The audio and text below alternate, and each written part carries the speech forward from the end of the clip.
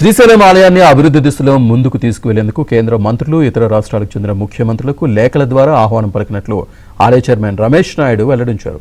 శ్రీశైలం క్షేత్రాన్ని సందర్శించి మల్లికార్జున స్వామిని దర్శించుకోవాలని కోరారు. ఆలయ అభివృద్ధికి దాతల సహకారాన్ని కూడా పొందడం జరుగుతుందని రమేష్ నాయుడు పేర్కొన్నారు.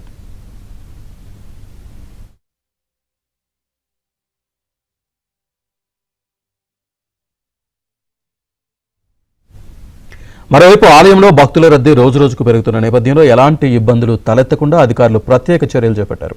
క్యూలైన్లలో ఉండే భక్తులకు పాలు, నీళ్లు, బిస్కెట్లు, మజ్జిగ అందజేస్తున్నామని ఆలయ ఈవో శ్రీనివాసరావు తెలిపారు.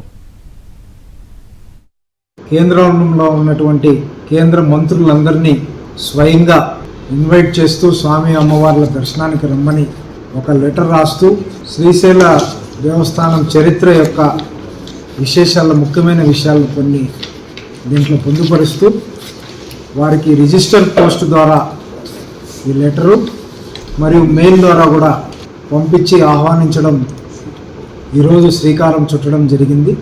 రాబోయే రోజుల్లో ఇంకా రాష్ట్రంలో ఉన్నటువంటి ఎమ్మెల్యేలకు, ఇతర రాష్ట్రాల్లో ఉన్నటువంటి ముఖ్యమైన పారిశ్రామికవేత్తలకు, ముఖ్యమంత్రులకు, సంఘ సేవకులకు అందరికి కూడా ఇలాంటి ఇన్విటేషన్స్ రెగ్యులర్గా దేవస్థానం తరపున నుంచి పంపించి దేవస్థానానికి ఆహ్వానించడం జరుగుతుంది.